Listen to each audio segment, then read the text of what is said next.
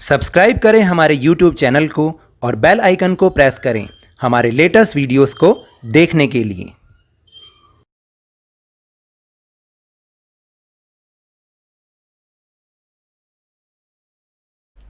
Hello and welcome to Lavneesh sir की class.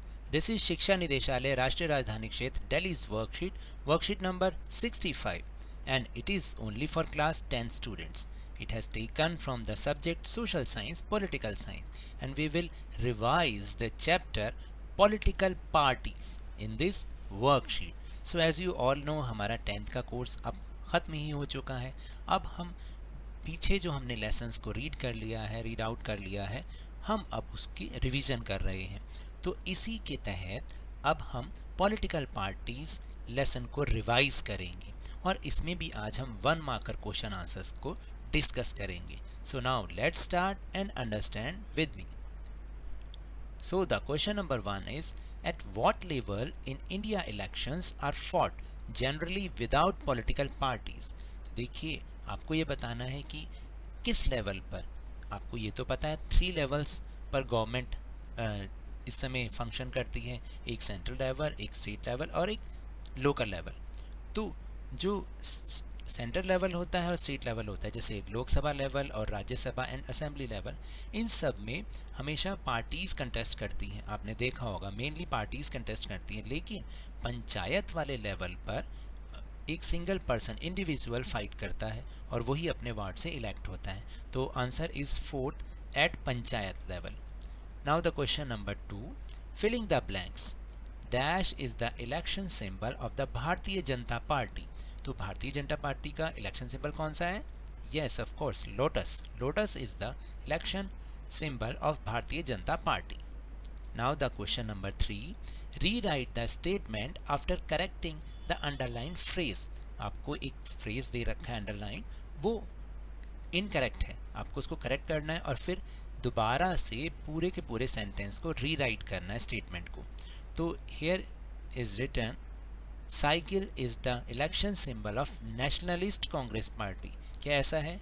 No, because cycle is the symbol of Samajwadi party. तो यहाँ पर आना चाहिए एनालॉग टेबल क्लॉक और पूरा सेंटेंस वही, is the election symbol of nationalist Congress party. यहाँ आप टेबल क्लॉक या खाली क्लॉक भी लिख सकते हैं। Now the question number 4, an assertion A and its reason B is given below. Read the following statements and choose the right answer from the option given below. तो देखिए, मैंने आपको पहले भी बता रखा है कि इस तरह के क्वेश्चन, इस टाइप के question board of point of view से इंपॉर्टेंट भी और आते भी हैं। तो आपको यहाँ पर हमेशा एक असर्शन और उसका रीज़न लिखा हुआ होगा।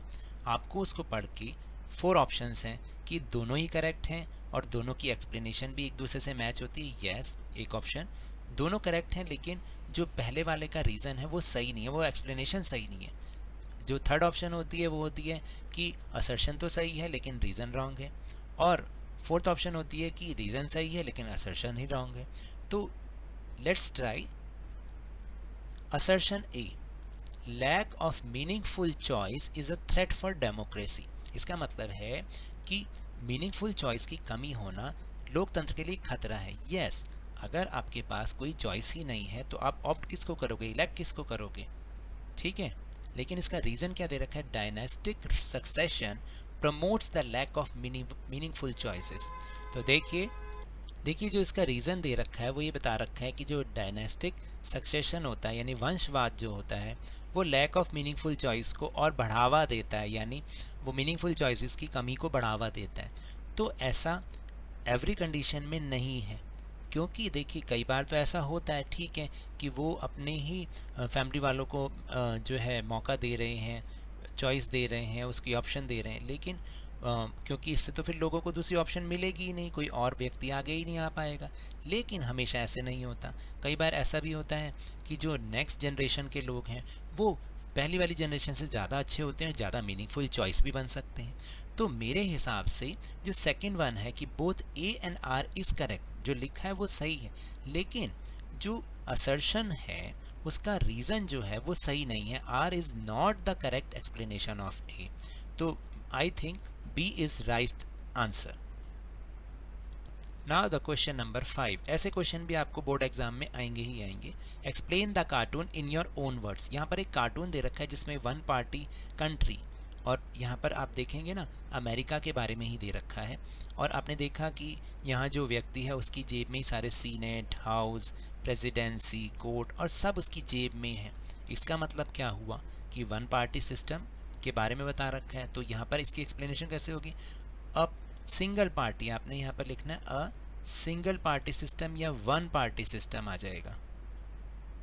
One party system is shown in this cartoon, और यहाँ पर भी वन आएगा। One party system is never good because the head of the government is never oppose due to the lack of opposition in it. तो देखिए जो one party system होता है ना वो कभी भी अच्छा नहीं होता, क्योंकि उसमें अपोज करने वाला कोई अपोजिशन होता ही नहीं। All units are subject to the same. इसका मतलब क्या होता है कि जितनी भी बाकी की यूनिट्स होती हैं वो सब सेम यानी उसी के अंडर में ही वर्क करती हैं, which is not good for democracy. तो मेरे हिसाब से ये इसकी एक्सप्लेनेशन है। And the question number 6 is what do you mean by ruling party. तो देखिए इसका क्या मतलब होता है। The party that gets the majority in the elections and the one who forms the government is called ruling party. तो वो party जिसको इलेक्शन में मेजॉरिटी मिलती है और वो गवर्नमेंट फॉर्म करती है, तो उसी को हम रूलिंग पार्टी बोलते हैं। And the question number 7 is which party system is not considered good for democracy. तो अभी अभी हमने ऊपर समझा भी है कार्टून के थ्रू कि कौन सी पार्टी को डेमोक्रेसी के लिए अच्छा नहीं समझा जाता। Answer is one party system, क्योंकि आप देखिए अगर टू पार्टी सिस्टम होगा तो कम से कम उसका ऑपोजिशन तो होगा, इसलिए one party system is not good for democracy. Question number 8 is what do you understand by defection. Defection का मतलब समझते हैं। डिफेक्शन का मतलब होता है अपनी पार्टी को चेंज करते रहना या चेंज कर देना। तो defection means when a leader after having been elected from a particular party leaves it and joins in another party. तो इसका मतलब यही है कि जो देखिए किसी पर्टिकुलर पार्टी से इलेक्ट तो हुआ लेकिन उसने फिर पार्टी छोड़ दी और किसी दूसरी पार्टी को ज्वाइन कर लिया, that is called defection. Now the question number 9 is which coalition is in power at center level। तो देखिए सेंट्रल लेवल में कौन सी कोलिशन की गवर्नमेंट है इस समय।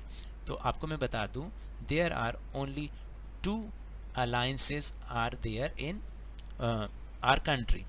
तो हमारी इस कंट्री में दो ही इस समय कोलिशन या दो ही अलायंस चल रहे हैं। एक को हम यूपीए कहते हैं और एक को हम एनडीए कहते हैं।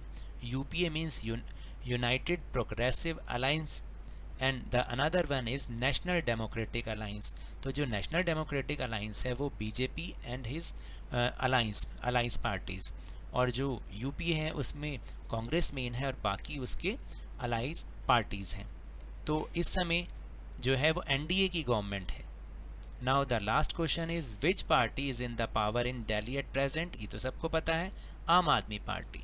So now that's all for this worksheet. अगर मेरे इस तरह समझाने से आपको थोड़ा सा भी समझ में आया हो तो इस चैनल को ज़्यादा से ज़्यादा सब्सक्राइब कीजिए, लाइक कीजिए और बहुत ज़्यादा शेयर भी कीजिए। और हाँ, मेरे साथ इसी तरह वर्कशीट को समझते रहिए, लेकिन ध्यान और मन लगाकर पूरी मेहनत और लगन के साथ पढ़ते रहिए और बोर्ड में बहुत ही बढ़िया नंबर लेकर आइए। And if you want to defeat COVID-19 that is corona virus, then please wear a mask, क्योंकि जब तक दवाई नहीं तब तक कोई ढिलाई नहीं। Thank you very much.